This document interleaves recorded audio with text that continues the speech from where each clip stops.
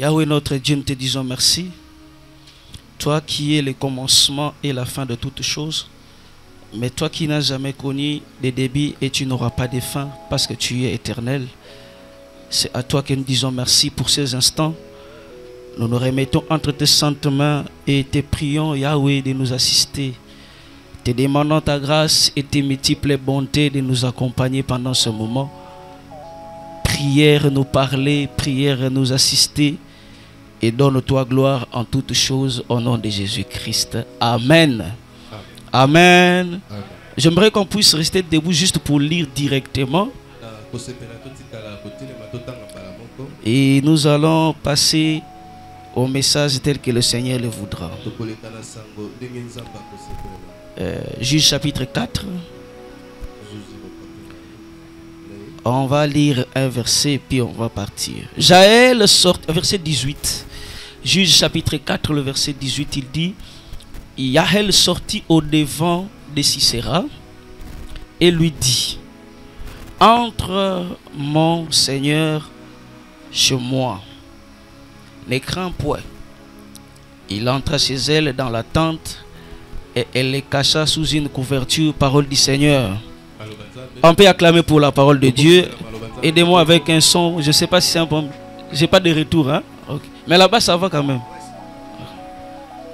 Voilà, est-ce qu'on peut acclamer pour la parole de Dieu, homme de Dieu? Merci. Je commence d'abord à m'acquitter de ce devoir qui est impératif. D'abord de dire merci à Dieu, maître des temps et des circonstances, lui qui nous donne l'être et le mouvement. Vraiment à lui soit toute la gloire. Il connaissait ses jours et savait qu'on devait être là pour partager la parole.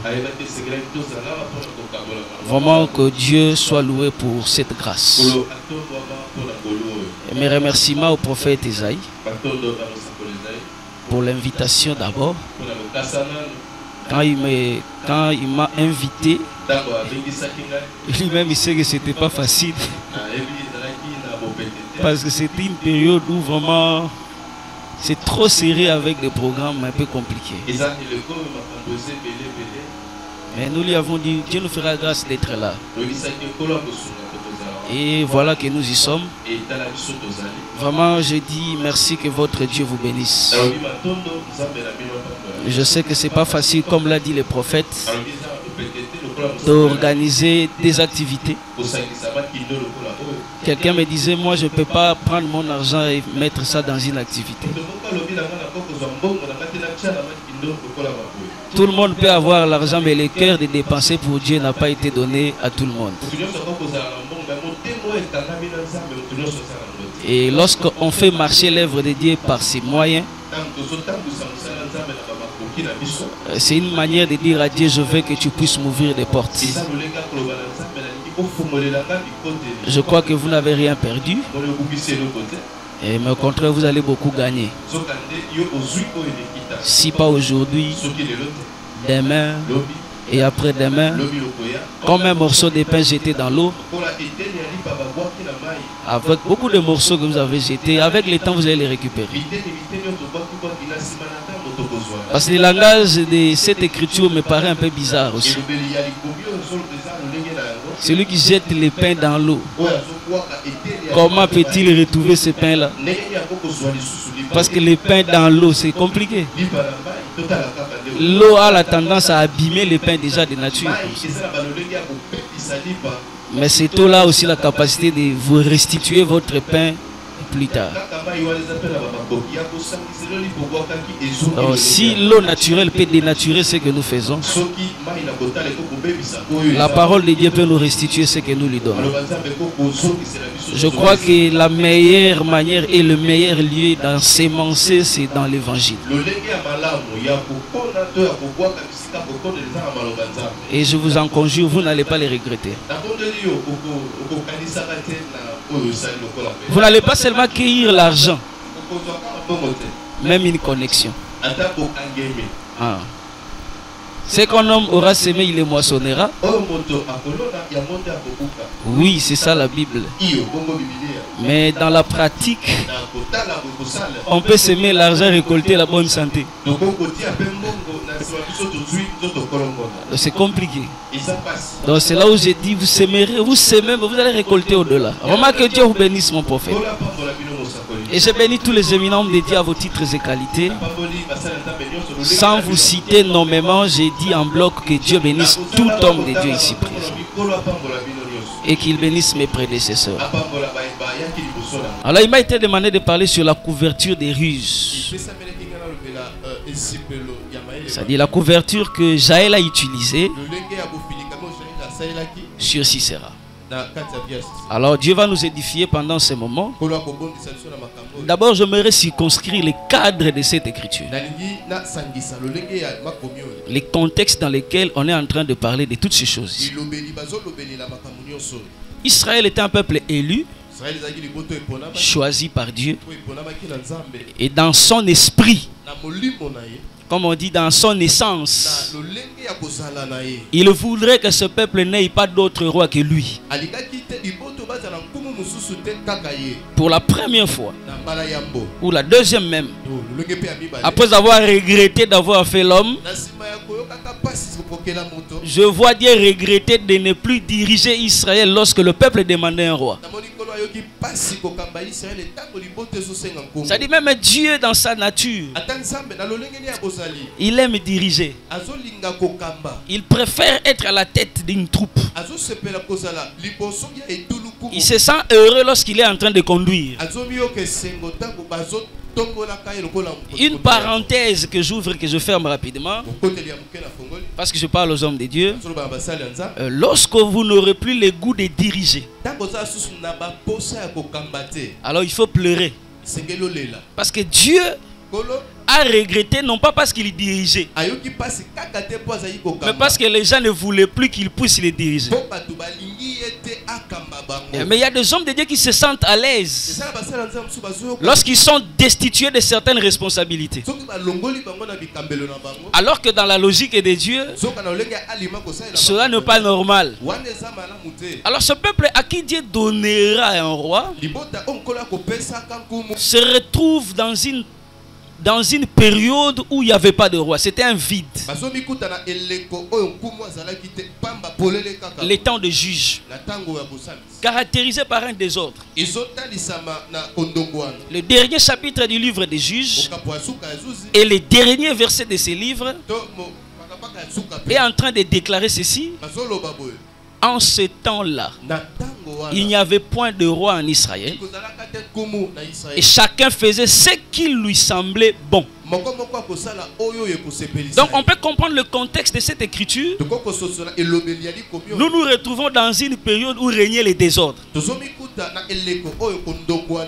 Parce que le temps des juges est caractérisé par les désordres.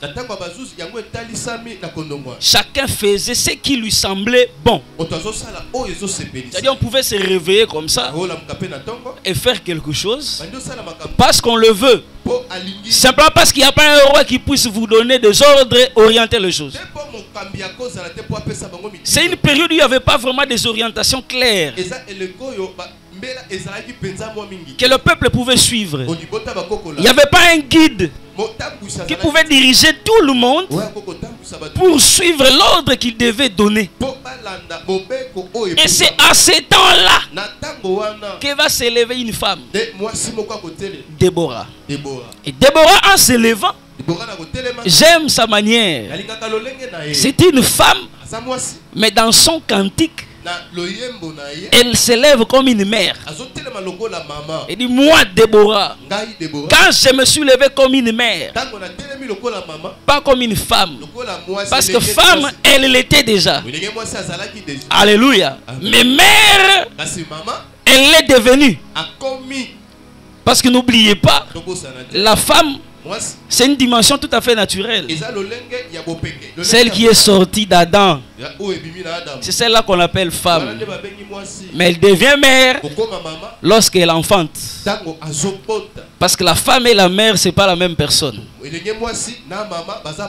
il ne faut pas oublier, dans la pensée de l'écriture, lorsque nous visitons bien les écritures, quelque part, j'emprunte cette expression, quelque part il est dit, la femme ne sera sauvée qu'en devenant mère. C'est que dans les langages de l'écriture, on veut aussi montrer, lorsqu'on parle de la femme, ce n'est qu'une dimension dans laquelle il y a une absence du salut. Mais quand on parle de la mère, c'est celle qui est sauvée. Sauvée pourquoi? Parce que chez la mère on doit trouver un enfant. N'est-il pas écrit que celui qui a le fils a la vie? Donc c'est celle qui enfante qui manifeste le salut. Et quand on est femme, le salut est encore loin. Alléluia. Amen. On peut espérer, mais il faut devenir mère. La mère doit d'abord porter la sémence. Voilà les éléments de différence. Et elle ne peut pas porter la sémence d'elle-même. Elle doit préalablement rencontrer un homme. Développer une intimité avec lui. Prendre sa sémence, la porter sur elle et finir par la manifester. Parce que la femme peut être créée par Dieu, mais Dieu vient aider la mère. C'est ça Genèse chapitre 4. J'ai formé un homme avec l'aide de l'Éternel. Donc Dieu est venu aider Ève, non pas comme une femme, mais comme une mère qui devait accoucher. Dans cette dame-là qu'on appelle Déborah, qui s'élève, mais elle est en train de circonscrire le cadre ou le temps pendant lequel elle était en train de s'élever. Elle dit, quand je me suis levé comme une mère, ce fut au temps où le chef n'avait plus de force. Donc je suis en train de ramasser des éléments pour nous aider à comprendre le temps là. Donc la mère s'élève lorsque les hommes deviennent faibles. Donc lorsque la force des hommes devient faiblesse, alors la mère s'élève pour sauver. C'est pourquoi j'aime lorsque Déborah est en train de parler à Barak. Il dit normalement, c'est toi qui devais aller dans la bataille. C'est toi qui allais combattre. Mais si tu permets à une femme d'aller combattre et de remporter la victoire, la gloire ne descendra pas sur l'homme. Donc la gloire de cette bataille-là descendra sur une femme. Paul t'explique la femme comme la faiblesse. Nous devons regarder les femmes comme des personnes de sexe faible. Mais qui est ce faible en qui se cache la faiblesse pour délivrer? Qui est ce faible là en qui se cache la puissance pour délivrer? Naturellement faible, mais à l'intérieur Déborah est rempli de force. Et le prophète Esaïe a vu Déborah. Quand il parle d'Esaïe 53, il s'est levé comme une faible plante. La faible plante. Là, il est en train de voir Déborah. Faible. J'aime le verset 6, il dit cependant, ce sont nos souffrances qu'il a portées. Faible, mais capable de porter les charges, capable de porter les fardeaux, capable de porter la souffrance, capable de porter les péchés. Donc lorsque je suis en train de parler de Déborah, donc il faut comprendre que je parle de Christ. Donc je parle de cette époque où celui qui est venu dans la chair comme faible, mais en qui résidait toute la plénitude de la divinité qui faisait sa force, devait régner sur la terre. Mais à quel moment? Au temps de l'anarchie. Parce que le Christ de Dieu n'est pas venu au temps où l'ordre régnait. Galates chapitre 4 verset 4 nous consigne et nous dit que le Fils de l'homme naquit sous la loi. Donc parce que plusieurs pensent que Jésus a vécu la grâce. Il naît sous la loi, mais il avait pour mission d'inaugurer la grâce. Alléluia. Maintenant c'est celui-là qui est faible de corps. C'est pourquoi dans sa faiblesse, on pouvait dire c'est le fils du charpentier. Dans sa faiblesse, on pouvait croire qu'il est fils de David, alors qu'il était plus que David. On pouvait croire qu'il était plus petit qu'Abraham, parce que selon eux, il n'avait même pas 40 ans. Comment pouvait-il dire qu'il a vu Abraham, qu'Abraham l'aurait vu? Ils ne savent pas qu'il a précédé Abraham. Avant qu'Abraham ne soit, lui était là. Parce que c'est lui qui a créé Abraham, c'est lui qui a appelé Abraham, c'est lui qui a envoyé Abraham, c'est lui qui a donné à Abraham les promesses, c'est lui qui était tout pour Abraham. Et cet homme-là, dans son corps, dans sa chair, c'est le faible. Mais à l'intérieur, c'est le fort, c'est le puissant. Maintenant, s'il vient délivrer, comme Déborah, toute la gloire de la délivrance ne reviendra pas sur l'homme. Lorsque je parle de l'homme Barak, je parle de l'impuissance de Moïse, l'impuissance de la loi. Parce que c'est ce Moïse-là qui était le fort, sur qui on pouvait s'attendre à une certaine délivrance. Mais malheureusement, lui-même a déterminé, il a dit, l'Éternel suscitera du milieu de vous un prophète comme moi. Mais lui, quand il viendra, il faudrait l'écouter, il faudrait le suivre. Quelle serait la faiblesse de ces prophètes? Parce que Moïse est de la tribu de Lévi, n'oubliez pas. Mais Hébreu explique la faiblesse de Christ. Il dit, il est notoire. Il est notoire, c'est-à-dire il est clair, il est vrai que tout sacrificateur puisse sortir de la tribu de Lévi. Mais Christ comme sacrificateur, voici sa faiblesse. Lui qui vient comme sacrificateur, il sort de la tribu de Juda. Ça c'est Hébreu qui interprète.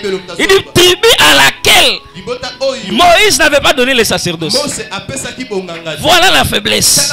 Mais quand il apparaît, bien qu'il ne soit pas de la tribu de Juda, pardon, de la tribu de Lévi, mais en lui il est dépositaire du sacerdoce.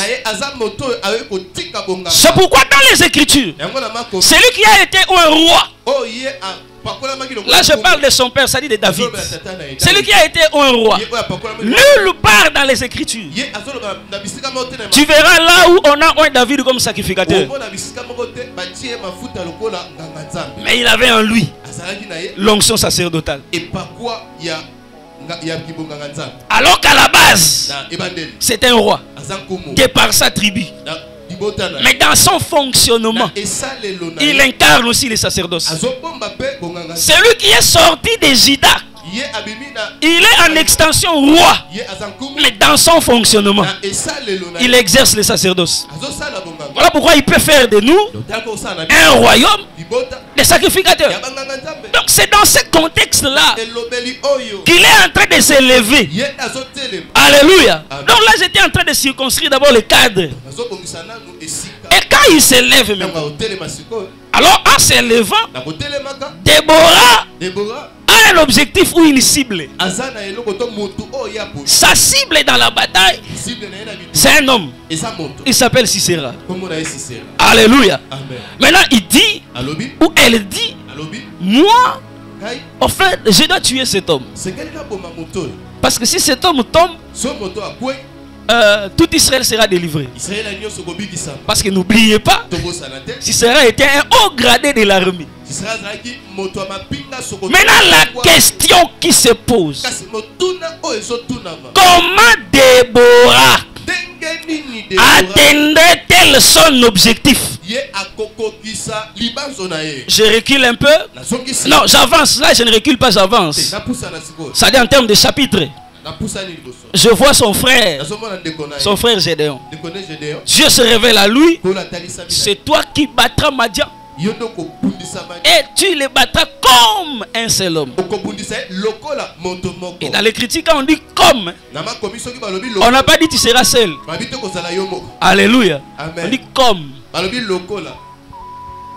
Et quand ce monsieur-là part, la mission commence d'abord dans la maison de son père.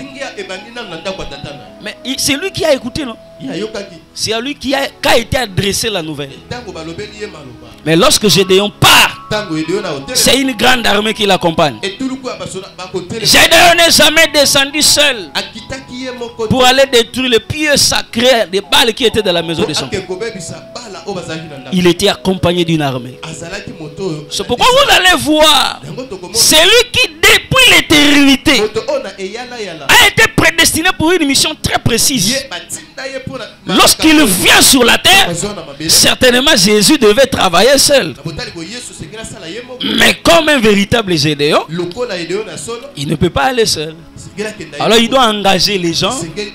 Voilà pourquoi il va descendre pour chercher les apôtres. Il va enrôler les gens. Et en les enrôlant, il doit respecter l'écriture parce que Paul dit personne ne peut se retrouver dans l'armée par ses propres frères. Donc le Seigneur, parce qu'il dit c'est moi qui vous ai appelé, c'est moi qui vous ai choisi, lui-même devait aussi subvenir à leurs frais. Tu ne peux pas venir dans l'armée avec ton propre frère de mission, ça ne passe pas. Cela veut dire les apôtres qu'il a appelés, il a pris soin de leur donner le pouvoir, de leur donner la puissance. Lui n'est venu avec sa propre puissance. Lui n'est venu avec son propre pouvoir.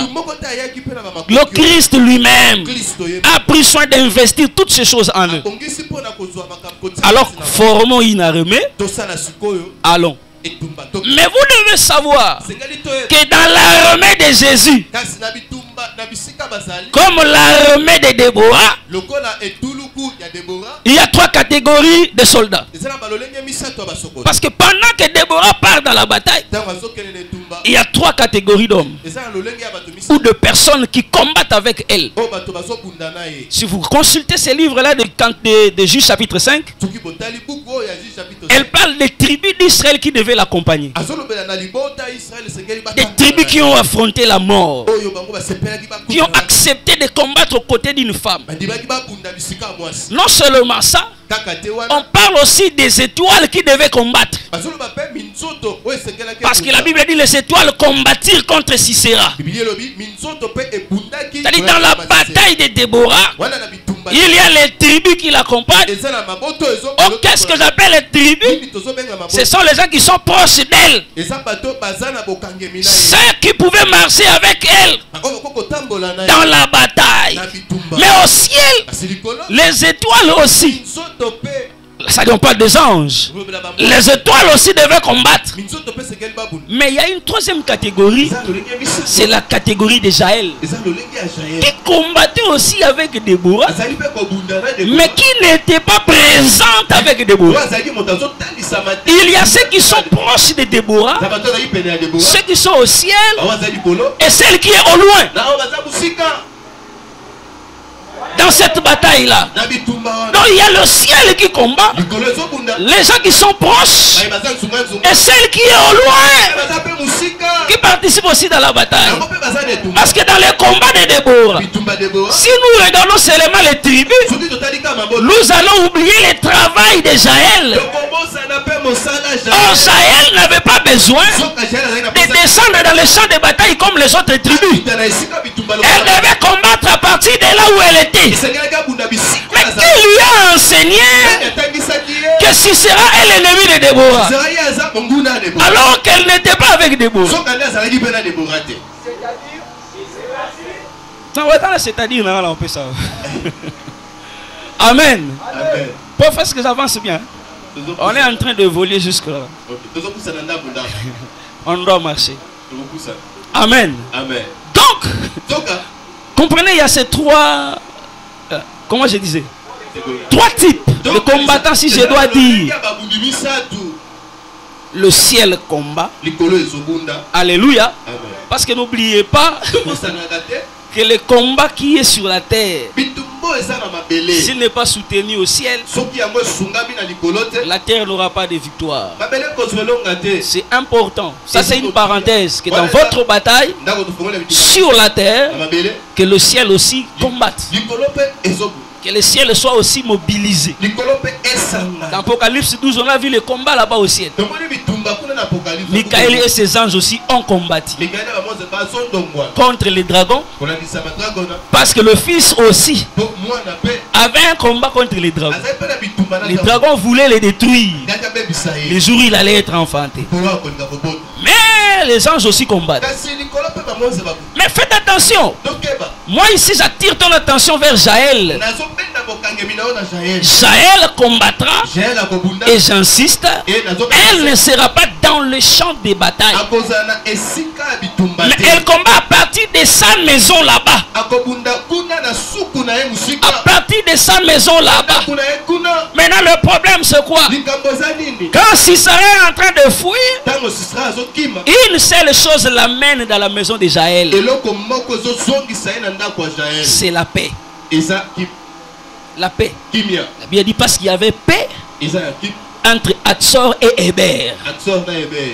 Ça dit, lui s'il dit, mon maître, apparemment entre la maison de mon maître et la maison de cet homme, il y a une paix. Je veux m'y réfugier en m'appuyant sur la paix qui règne. Alléluia. Oh, j'appelle ça une paix apparente. Apparemment, il y avait paix, mais il y avait rancune. Parce que n'oubliez pas, l'écriture dit que l'Éternel garde rancune de ses ennemis. Ça c'est pas moi, ça c'est la Bible. On n'a pas dit que l'Éternel est rancunier. On a dit qu'il garde rancune. Alléluia. De ses ennemis. C'est-à-dire il se souvient toujours de ce que ses ennemis lui ont fait. Quand je dis lui ont fait, ils n'ont pas fait ça à Dieu, soit à son peuple, soit à ses serviteurs. Parce que lorsque Dieu frappait par rapport à Moab par exemple, il dit la Moabite, les Moabites n'entreront pas, parce que le jour où vous traversiez leur pays, ils ne vous ont pas bien reçu. Dieu a gardé rancune. Et dans le futur, il rappelle cela pour frapper les Moabites. Toi, Israël, toi qui tues les prophètes qui te sont envoyés. C'est-à-dire, quand Israël tuait les prophètes, Dieu regardait, mais il gardait. Il attendait le temps. Parce que Dieu, comme Père, il agit aussi comme Jacob. Ça veut dire, il n'est pas rancunier, mais il garde le souvenir de la prostitution de Ribin pour le lui payer en Genèse 49. Il garde rancune sans être rancunier. Alléluia. Maintenant c'est Dieu là. Jaël est dans sa maison. Sisera doit fuir. Regardez maintenant quand il arrive, il entre, s'appuyant sur la fausse paix.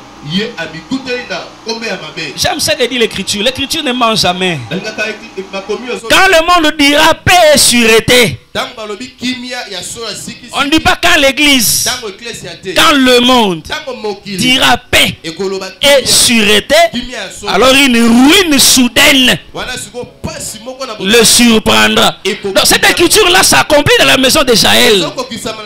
Quand Sisera se dira, je suis en sécurité, je suis couvert, alors le pied de la tente s'enfoncera sur sa tête. C'est une fausse paix qui t'amène à la mort sans que tu ne le saches. Mais mon problème maintenant, Jaël, toi qui es au loin, pourquoi tu ne participes pas dans les combats plus proches de Déborah? Alors l'écriture me dit, il faut aller visiter les noms de Jaël. Parce que Dieu dans les Écritures parle aussi dans les noms. Souvenez-vous de Melchisédek. Il est roi de Salem. Selon la signification de son nom. Souvenez-vous de Nabal. Il est méchant comme son nom. Cela nous permet de comprendre et de chercher à comprendre. Jaël, là veut dire quoi? La signification de son nom veut dire chèvre sauvage. Ntaba ya zamba. Ça dit baboko la été.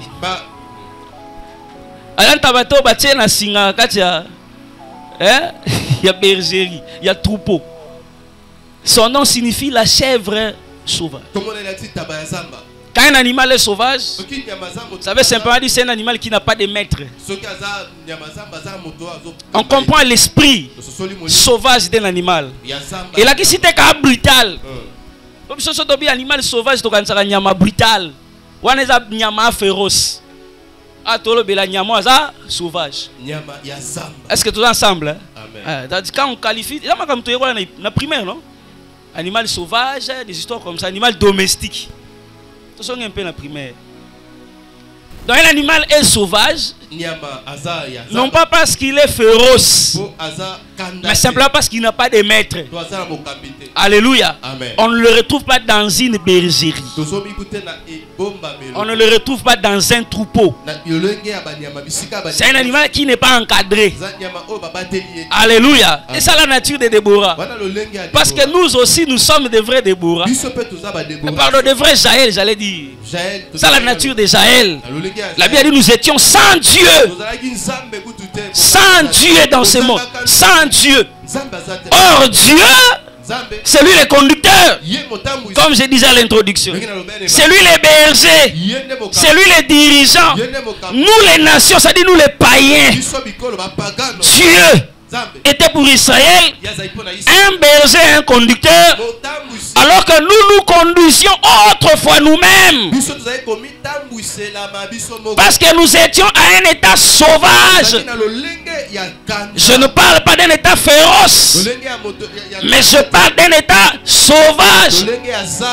Donc retenez ceci: Jaël comme chèvre sauvage, éloigné, sans conducteur. Mais regardez, là où ça devient encore intéressant, celle-là, ou cet animal-là, qui est sauvage, mais on dit que son nom signifie chèvre. Mais lisons un peu Deutéronome. Une écriture qui va nous aider. Hein, Thomas? Deutéronome chapitre 14. Hein? J'aime ça. À partir du verset 4. Est-ce qu'on peut lire? J'aime ça.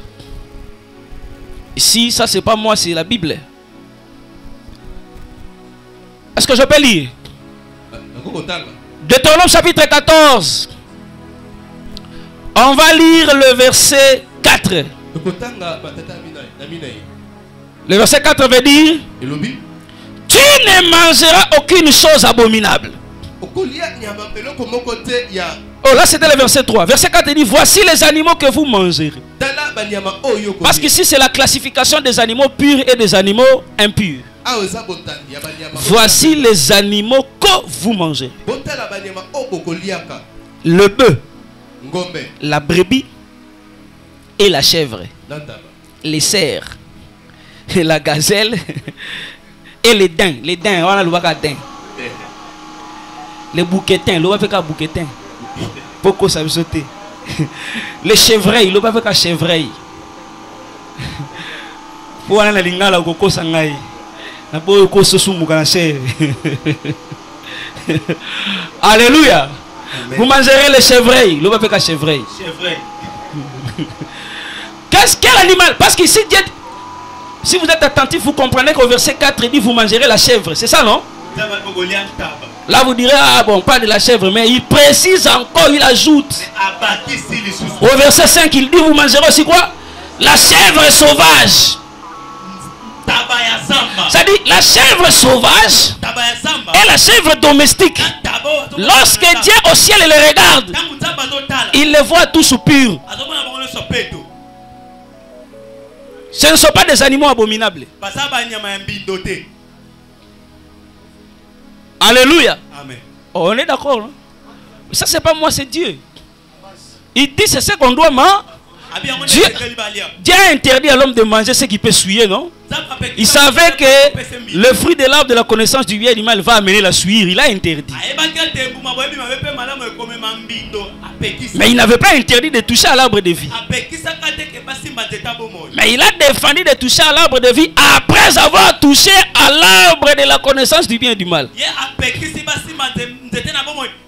C'est différent. Ne bandela peki site ke bolia nzeta bomo ite te bakoma bongo te aya ko pekisa yango ne tangu mutu asimbi deja nzete ya boyebi mabepe malamu tangu moto asumuki okoyi kopesa lisusu nzete ya bomoi te posoki asumuki opesi nzete ya bomoi mosakoli osali na ye un pécheur éternel mosumuki ya seko na seko. Déjà sumuki opesi nzeta bomoi atikali sikoyo mosumuki ya libela nzamba lobi te amisimbela ngote na sa na plan ya rédemption azala sauver ndako simba nzete ya bomoi po azala un racheté éternel, un sauvé pour l'éternité. Amen. Donc j'étais en train de nous faire remarquer ici que la chèvre qui est domestiquée et la chèvre qu'on peut trouver dans la forêt, ils sont purs. C'est pourquoi Moukolo, Jacob Biloro, Isaac Biloro, Rolia, Outaka na Simanda, a différencié à Ngotena ou Outaka Zamba. Alors, on a senti nous souvenir Sima, Simanda, allié Kaka, bon, Nabi soit Nzambe, a considéré na Outaka Zamba.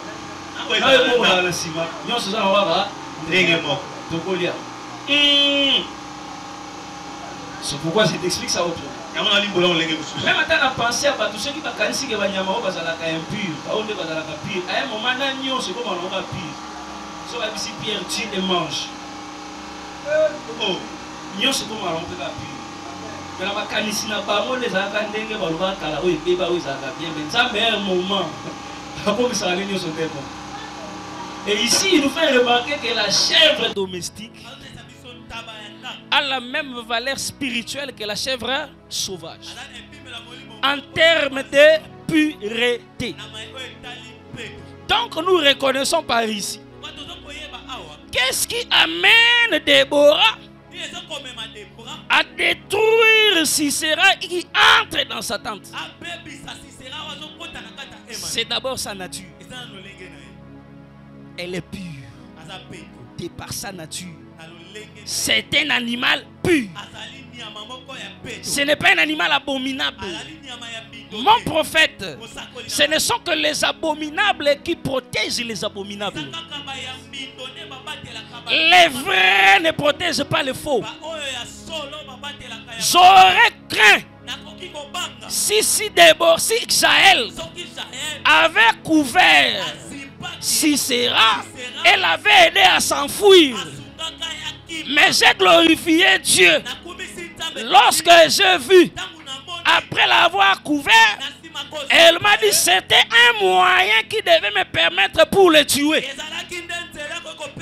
C'est là où je comprends que cette couverture en réalité n'était pas une protection, mais c'était un canal qui devait l'aider à entraîner cet homme petit à petit jusqu'à la mort.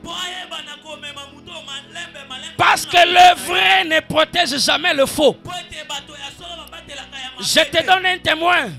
J'aime l'esprit de Paul comme un vrai.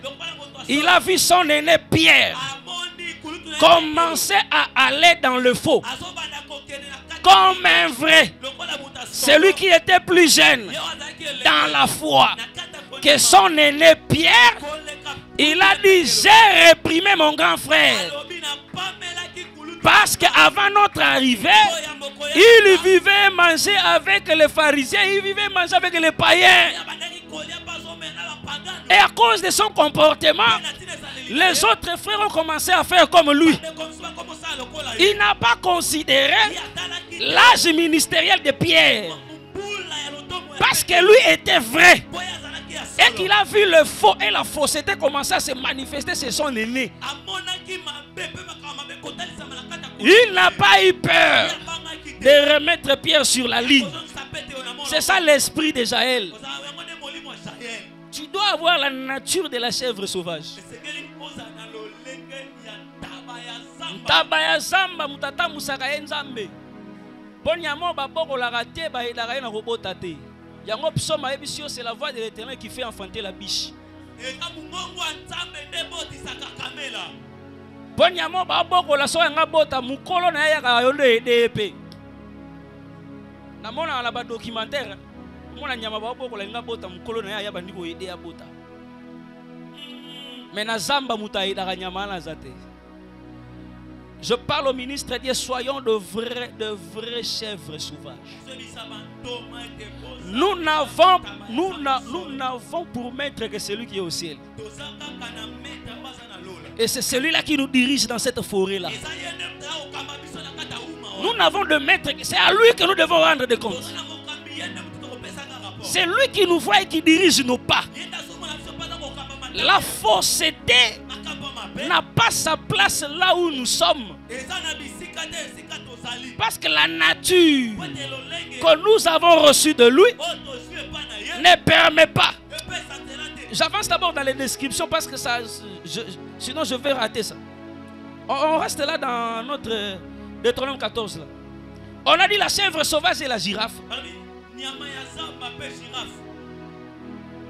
Vous mangerez de tout animal qui a la corne fendue.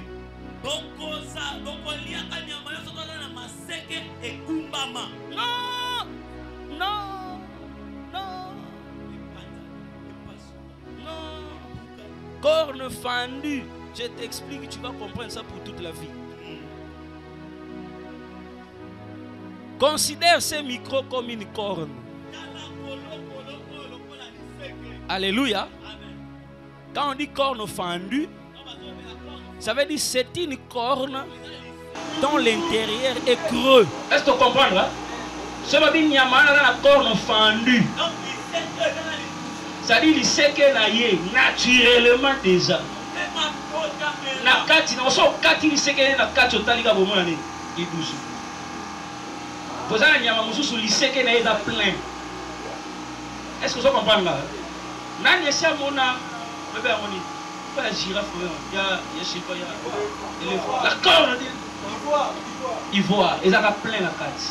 Balongolaka une matière. Mais il y a des animaux que Dieu a créés comme ça, sauf au fond au kati liseke na malamo moni idusu. Alléluia.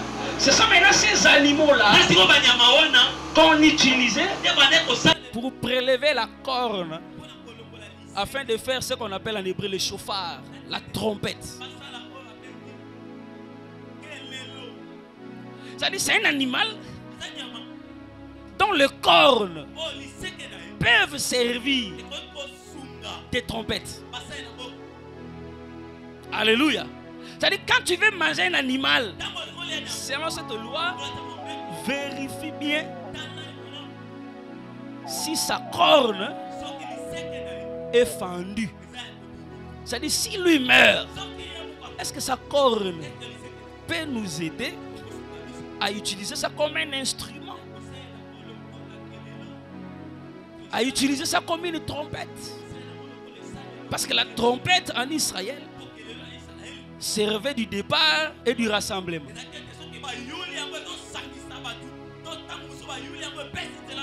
Donc la corne, c'est un instrument qu'on utilisait pour annoncer le message. C'est-à-dire cet animal-là doit avoir une corne qui permet que le message soit passé par ça.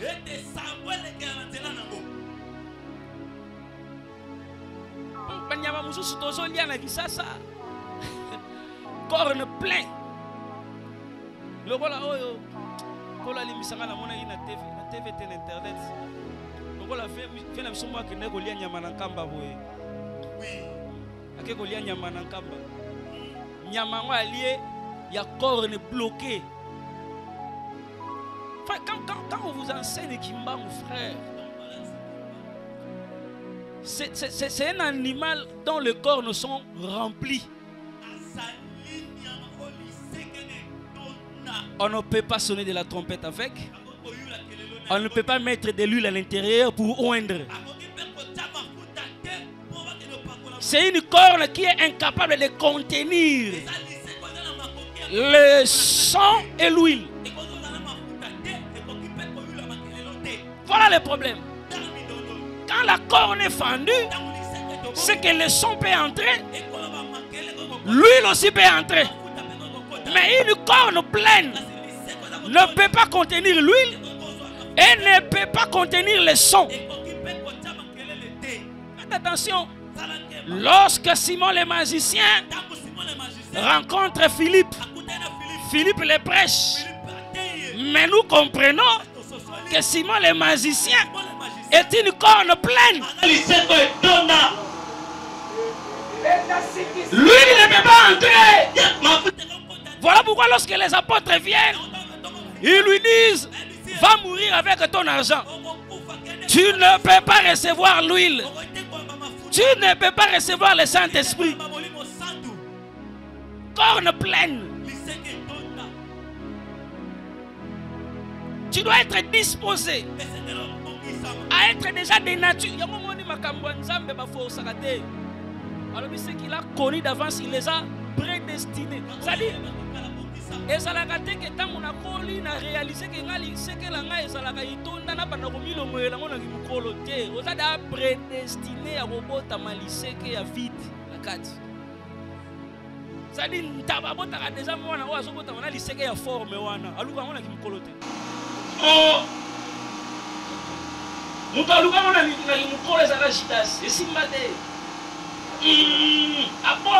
déjà corps rempli. Sans cocotaté. Où il peut cocotaté.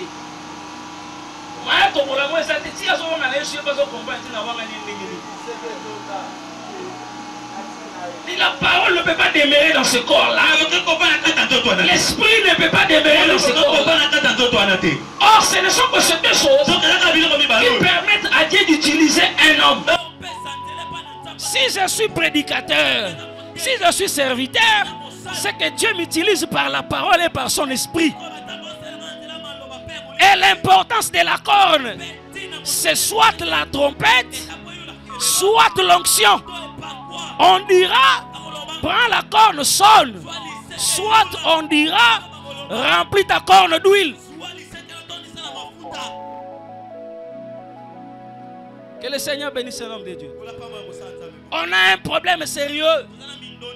Pourquoi des Jaël n'arrivent pas à détruire des Sisera? Vérifie l'état de leurs cornes. Vérifie l'état de leurs cornes. Parce qu'on détruit Sisera en ayant la parole et en ayant l'esprit.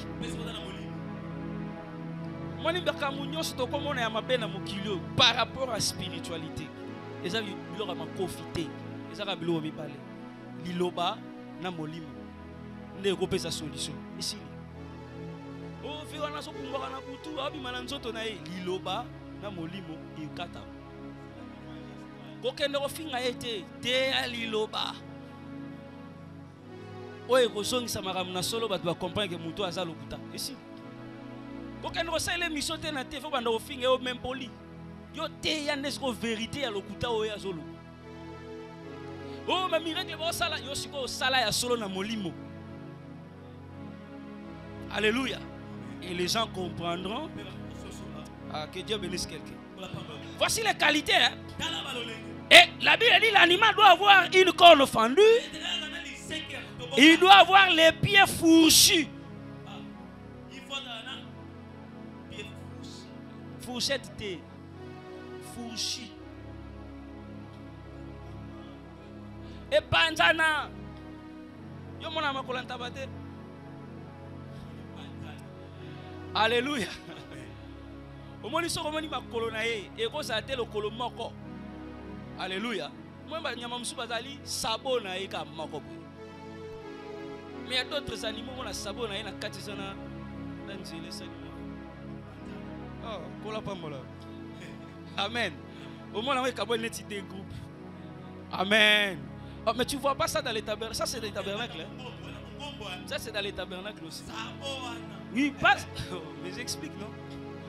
Parce que dans les tabernacles, dans les parvis, dans la clôture du parvis, Dieu avait exigé que les planches qui seront la clôture du tabernacle, chaque planche soit posée sur une seule base. Mais lorsque vous entrez dans les lieux saints, il change. Il dit une planche se tiendra sur deux bases. C'est important. Mais lorsque vous entrez, ça change. Mais au début, une base. Mais plus vous évoluez, une seule planche. Deux bases. C'est ça la différence entre toi et celui qui a reçu le message au temps de Moïse. La loi nous a été donnée par Moïse. Une base. Mais la grâce et la vérité sont venus par Christ. Les chrétiens se tiennent sur des bases. Les juifs sur une seule. C'est pourquoi il te dit, lorsqu'ils lisent Moïse, c'est comme un voile qui est jeté. Ils n'ont qu'une seule base. Un juif n'a qu'une seule référence. Moïse, la loi. Point. Aïe grâce. Et t'allié pété. Alléluia. Est-ce qu'on peut continuer? Amen. Prophète, je commence à citer. Merci. Mais je dois décrire. Je suis presque à la fin. Bon, on va condenser. Donc, vous comprenez que cet animal doit avoir des pieds fourchis. J'ai dit ça à Tata Pasteur. Vérifie bien. Vérifie bien ton collègue. Ton collègue. Avant de fêter Hanouka, vérifie ton collègue. Prends cette fête-là. Pose-toi la question. Est-ce sur une base ou sur des bases? Certaines choses, avant de les utiliser, il faut regarder les bases sur lesquelles ces choses sont posées. Alléluia. Est-ce qu'il y a, je vois une base? Ou là, je vois des bases? C'est sérieux. Parce qu'à l'église aujourd'hui, au monde a vu la base, alors que c'est instable. Je passe vite. Vérifiez les pieds. C'est là où j'ai dit au prophète Esaïe, si nous sommes réellement, nous avons des pieds fourchus, on n'épargnera pas Sisera. Celui qui se tient dans la vérité, frère, il n'épargnera pas Sisera. Mais aussi la dernière chose pour citer avec cette écriture, il dit, vous allez manger tout animal qui fait quoi? Qui rumine. Donc, Jaël est là comme une chèvre.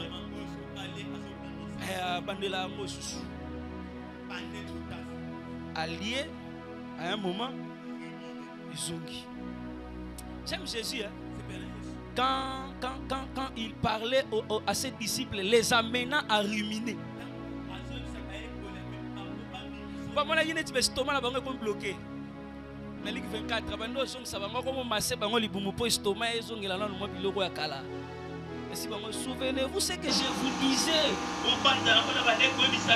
lorsque j'étais encore avec vous. C'est-à-dire la nourriture est là dans le ventre. Mais il faut remonter ça. Il faut masser le ventre de certaines personnes. Revenons. Est-ce qu'on peut se souvenir des rudiments de la parole de Dieu? Tata Pasteur, souviens-toi d'abord Le jour où tu montais à Mangengue, tu descendais, tu avais peur de toucher la bouteille de prémisse, sans bière, sans même la matière à l'intérieur.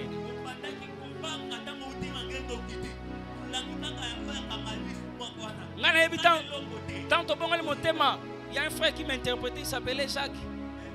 Frère, grand frère Moro, il y a quartier à Bétaé, à Bissau Saint-Poli. Pour aller tout le baptême. Il y a un baptême avant. Il y a un baptême à Evie, il y a un petit peu ça, il y a un prémisse, il y a un vide. Il y a un prémisse.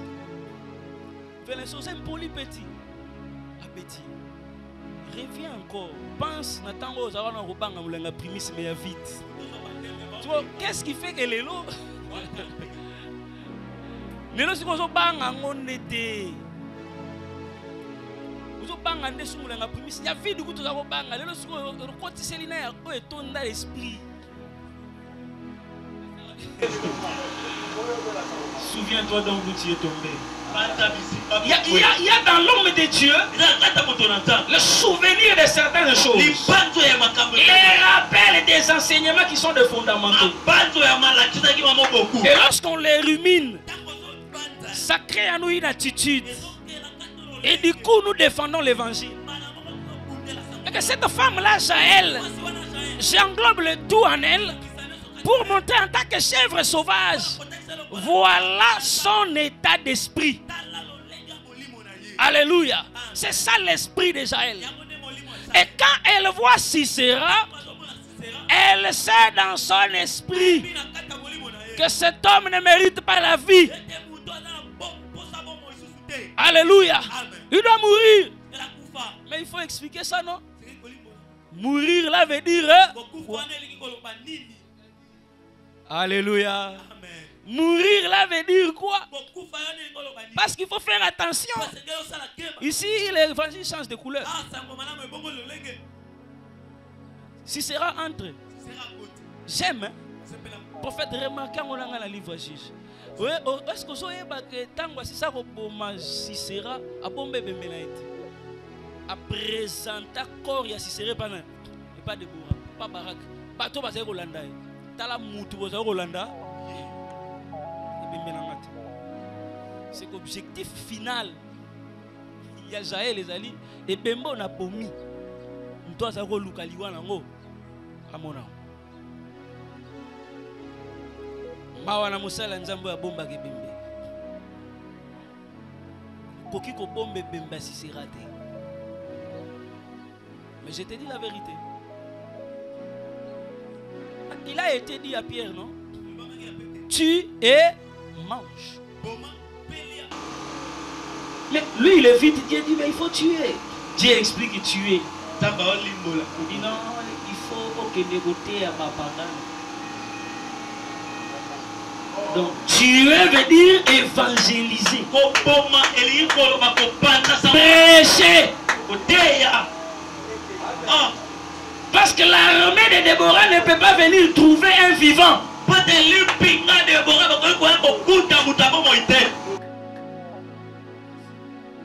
L'armée de Déborah viendra ramasser un mort.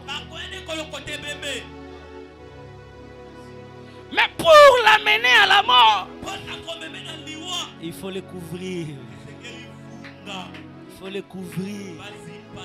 Il faut le couvrir. Et c'est ça, tata pasteur. Cet homme-là qui a des locks, il est venu à l'église. Tu sais qu'il va mourir. Mais tu es en train d'abord de le couvrir. Il demande de l'autre, donne du lait. Couvre-le d'abord. Avec les païens, il ne faut pas être brutal. Il ne faut pas être brutal. On ne le tue pas dans la brutalité. Il faut aller doucement. Couvrir quand ça le roi bon message. Il y a pas un circoncis dans la local incirconcis. Couverture, abimi le roi pour kokana. Il y a des stratégies à benda malem tire au kufa. Malem tire au bomayo.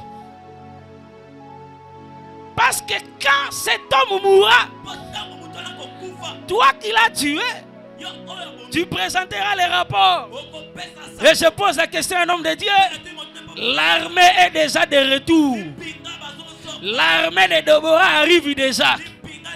Le temps des rapports est là. Quels sont les morts que tu présenteras?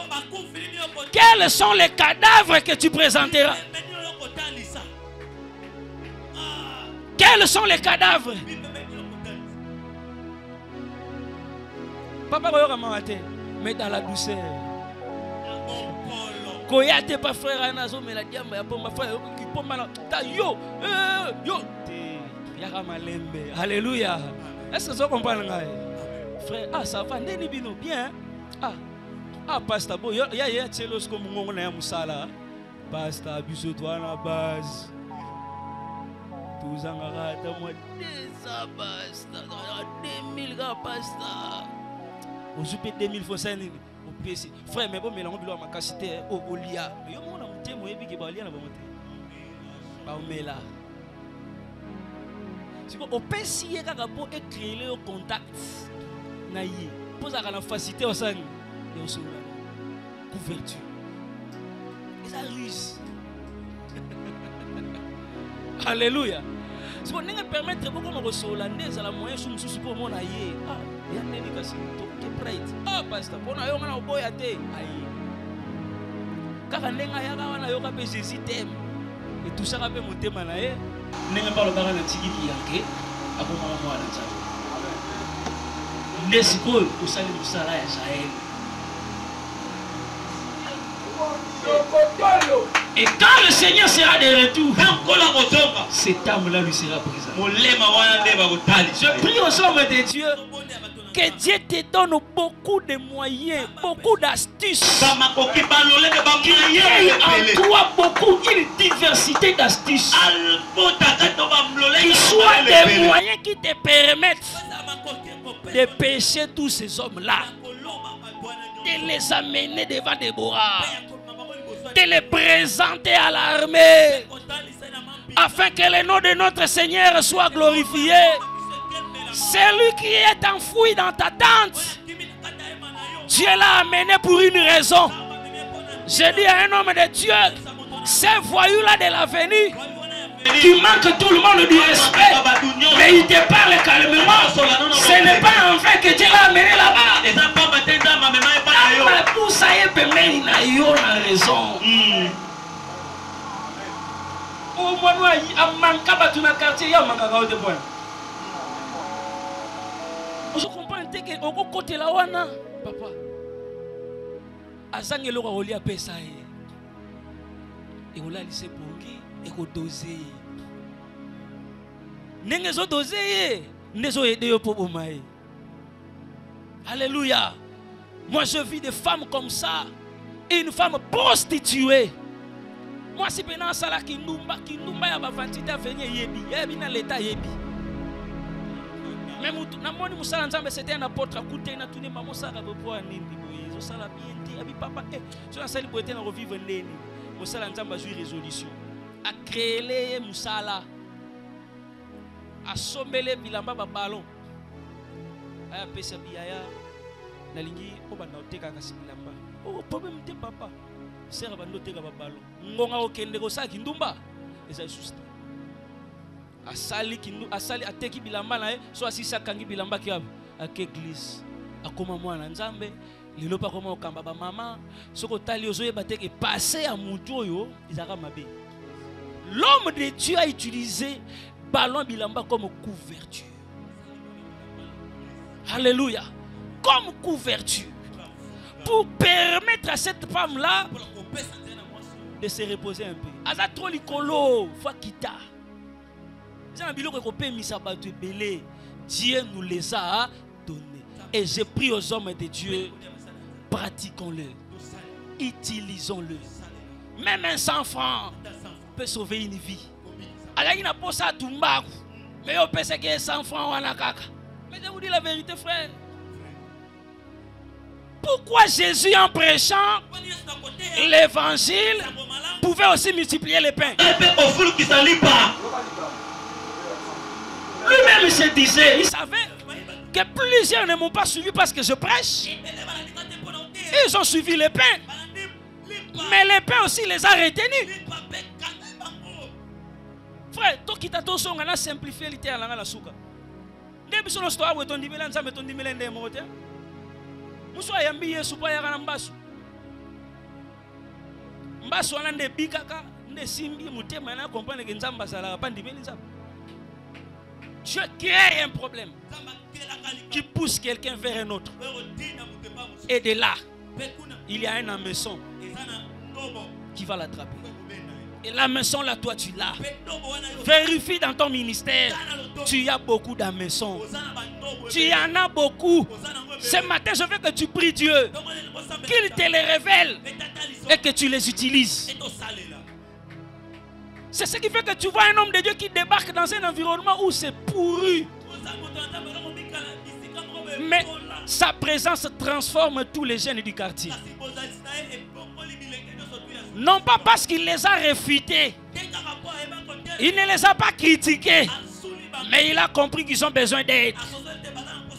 Et je vais les aider en utilisant les moyens qui ne vont pas les faire fuir. Pour mes alliés, on est couverture, non, ça y ma baie. Oh, mon frère, il a dit, il a oh, mon pagano. Le fait le colanda, il monte et tomba. Ah, papa. Où était? Changez, papa. Attaque tout ton mot.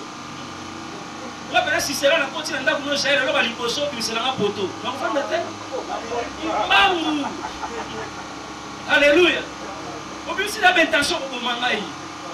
Et quand il m'a dit, yo quand il m'a dit qu'il m'a témoin de Jéhovah pour aller. Pour y aller dans la Bible. Tout le temps à moi d'ailleurs, comme Maramba.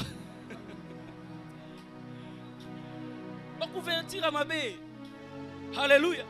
Donc je chute avec mon message pour exhorter un homme de Dieu. Que Dieu suscite une génération de Jaël. Des hommes qui ont des astuces. Et ils les utilisent pour remplir, peupler le royaume de Dieu. Peupler le royaume de Christ. Avec cette intelligence, moi je suis en train de croire que même le phénomène Koulouna peut finir. Avec cette intelligence, moi je crois que certains phénomènes que nous rencontrons aujourd'hui, ça n'a rien à voir avec l'intervention de la politique. Si les hommes de Dieu, les enfants de Dieu vrais, comprennent leur impact et ce qu'ils peuvent faire, je crois que Dieu fera quelque chose. Que Dieu bénisse sa parole et qu'il bénisse tout le monde.